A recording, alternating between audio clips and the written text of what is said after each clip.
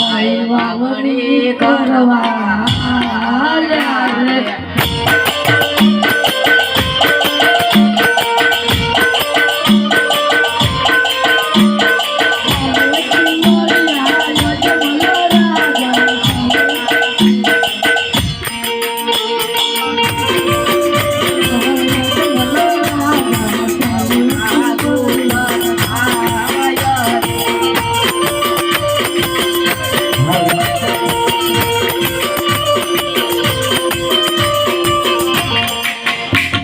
અરે સગા બોલ ભાઈ મગન સામેથી તો અજમલ રાજ આવી છે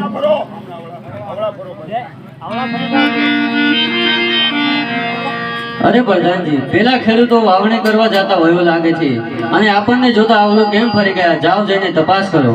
બહુ સારું. અરે ખેડૂત ભાઈઓ, તમે અમારા મહારાજાને જોઈને એવું કેમ ફરી ગયા? અમે કાંઈ ભૂલતા એવું લાગે છે. તમે શું બોલો છો?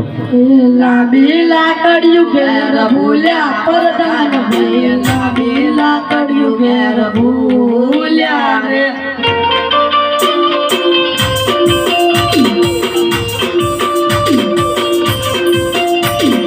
લાંબી લાકડિયું તમારા હાથમાં કેરું છે ભાઈ, લાંબી લાકડિયું તમારા હાથમાં રે.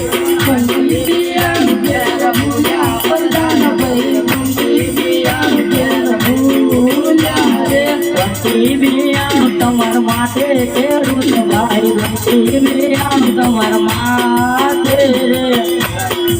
તમે કેવડાવો એમ કહીએ પરદાન ભાઈ તમે કેવડાવો એમ કહીએ રે અમારે કેવું પડશે ખેડૂત ભાઈ, અમારે કેવું પડશે રે.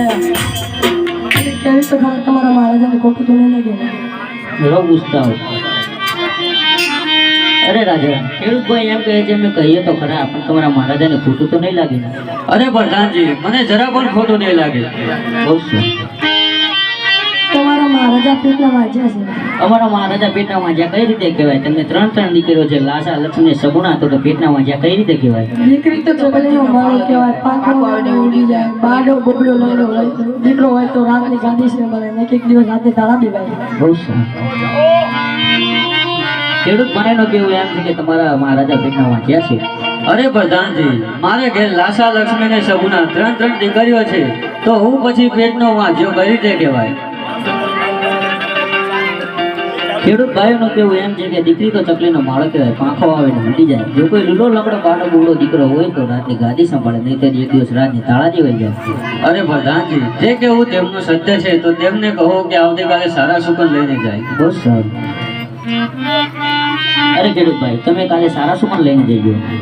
સારા સુકન લઈ હાલ્યા ખેડૂત ભાઈ, સારા સુકન લઈ હાલ્યા.